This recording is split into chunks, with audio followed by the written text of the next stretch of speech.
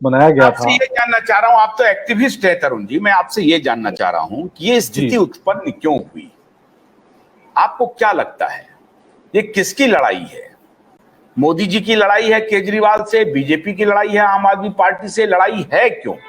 ऐसी बात हुई क्यों? क्योंकि ये देखिए टाइमिंग, 11 मई को ये वर्डिक्ट आता है और रातों रात, ऐसा भी नहीं कि सुबह का इंतजार किया जाए, रातों रात जो है ये ऑर्डिनेंस आ जाता है और उसके बाद मोदी जी बाहर चले जाते हैं।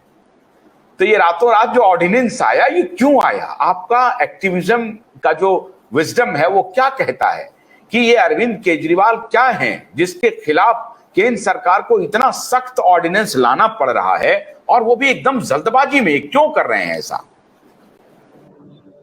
निश्चित बात है कि दोनों ओर से कोशिश हो रही है। इधर लगता है कि जिस प्रकार से केजरीवाल साहब को इन लोगों ने बहुत कोशिश की दिल्ली में घेरने की, पंजाब में घेरने की, इनका एक काम करने का अपना तरीका है। हालांकि इनको हम पसंद नहीं करते हैं। ये भी एक प्रकार से जो अंतर्राष्ट्रीय गैंग है, जिसे हम कहते हैं एनडब्ल्यू की जो गैंग है, उसी गैंग का हिस्सा है।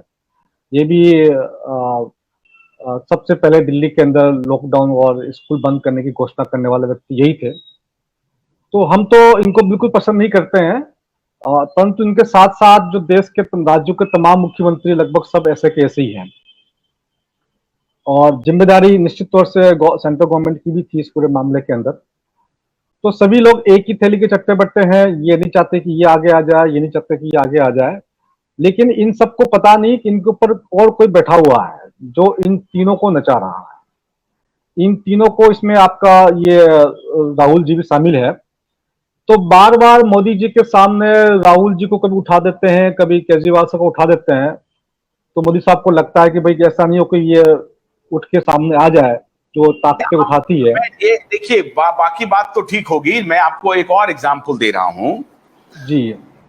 जिस दिन वर्डिक्ट आया है उसके पहले 2 अधिकारियों ने, और वर्डिक्ट आने के बाद 6 अधिकारियों ने, टोटल 8 अधिकारियों ने, और ये सभी 8 अधिकारी जो हैं इंडियन एडमिनिस्ट्रेटिव सर्विस के सीनियर ऑफिसर हैं, सभी अधिकारियों ने एलजी को लिख करके कंप्लेन किया है कि साहब ये हमारे खिलाफ बहुत खतरनाक काम कर रहे हैं, हमको परेशान कर रहे हैं। और उसमें बल्कि जिक्र किया है कि पंजाब पुलिस की भी उसमें भूमिका है, पंजाब पुलिस का ये सहयोग ले रहे हैं, हमें हैरेस करने के लिए, हमें डरा रहे हैं, हमें धमका रहे हैं।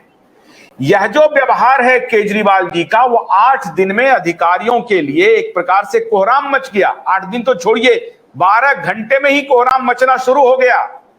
तो इस पर आपकी क्या राय है? अभी वो बोलेंगे नीलेश जी, आप इस पर आपका क्या रुख है? ये तो डिक्टेटर नहीं भाई, ये तो देश के लिए बिल्कुल खतरा है। हाँ, इनकी जो पॉलिसी है, जो काम करने का तरीका है, ये बिल्कुल ही थोड़ा अलग तरीका है। एक सिस्टमेटिक तरीके से काम नहीं होता है, जैसे कोई नक्सलाइट काम करते हैं या जिस प्रकार से काम करते हैं।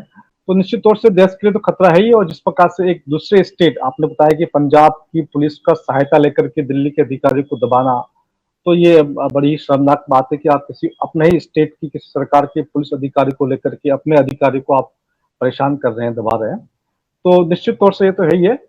परंतु इसमें एक पक्ष ये भी है कि जो अधिकारी शिकायत कर रहे हैं, हो सकता है कि वो अधिकारी बीजेपी माइंडेड हो, ऐसा भी हो सकता है। वो अंदरूनी तरीके से बीजेपी के साथ जुड़े हुए हो, ऐसा भी हो सकता है। उनको लगा हो कि या आंतरिक साठगांठ की वजह से उन लोगों ने शिकायत की हो, ये पक्ष भी देखना पड़ेगा।